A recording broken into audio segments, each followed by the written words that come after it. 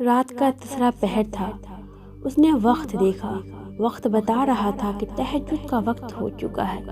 تہجد کی نفل پڑھ کر ہاتھ اٹھائی تو سوچنے لگی، میں اللہ سے کیا مانگوں؟ میرے اللہ، مجھے تو مانگنا بھی نہیں آتا، تو بہتر جانتا ہے میرے رب، مجھے اب بس تو چاہیے میرے اللہ، مجھے بس تیری رضا چاہیے مولا۔ ہونٹ چپ تھے مگر بہتے آنسو بول رہے تھے۔ پتہ نہیں کتنوں دنوں سے یہی ہوتا آیا تھا۔ اس کے اندر کی بے چینی ختم ہی نہیں ہو رہی تھی، اس کو سکون ہی نہیں تھا۔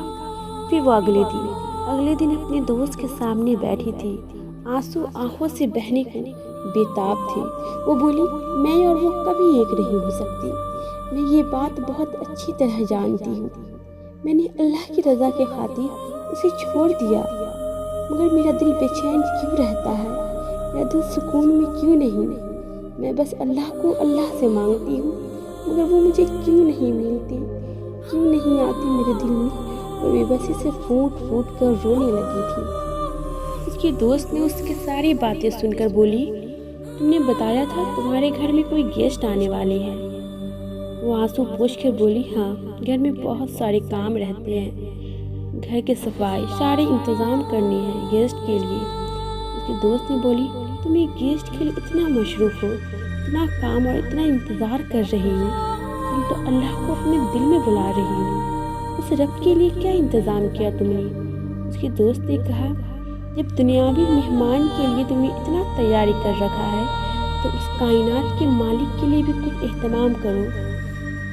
وہ کیسے آئے اس دل میں جس میں کسی نامحرم کی محبت موجود ہو؟ وہ کیسے آئے اس دل میں جس میں بلانے والا بلاتا تو ہے مگر اس کی استقبال کے لیے کوئی تیاری نہیں کرتا؟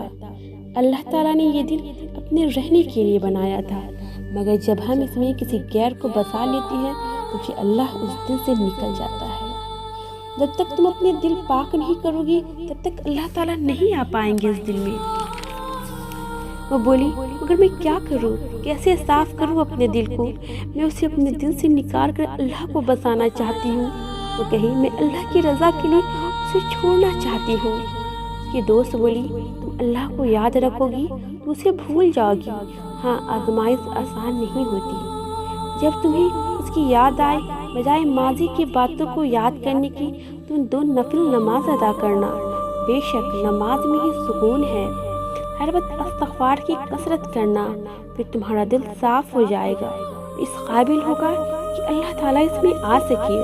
اس کی آنکھوں میں ندامت کے آنسو کے ساتھ امید کی چمک بھی تھی۔ اس نے اپنے دوست کے دیکھا اور کہا، آپ کا بہت شکریہ، آپ نے مجھے اتنی بڑی بات اتنی آسانی سے سمجھا دیا۔ آپ نہ ہوتی تو میں کیا کرتی؟ میں نہ ہوتی تو اور کوئی ہوتا۔ اللہ تعالیٰ جب ہمیں اپنے قریب کرنا چاہتا ہے تو ایسے ہی وسیلے بنا دیتا ہے، اور شکر اللہ کا کرو۔ جب کسی کو اس حالت میں دیکھو تو یہ پیغام اسے بھی پہنچا دو۔ اس کی آنکھوں کی چمک بتا رہی تھی کہ وہ اللہ کے پانے کا راز جان گئی ہے۔ اللہ تعالیٰ ہمارے دلوں کو بھی ہر اس شے اور جذبے سے پاک کر دے جو ہمارے اور اللہ کے بیچ میں رکاوٹ بنتی ہے۔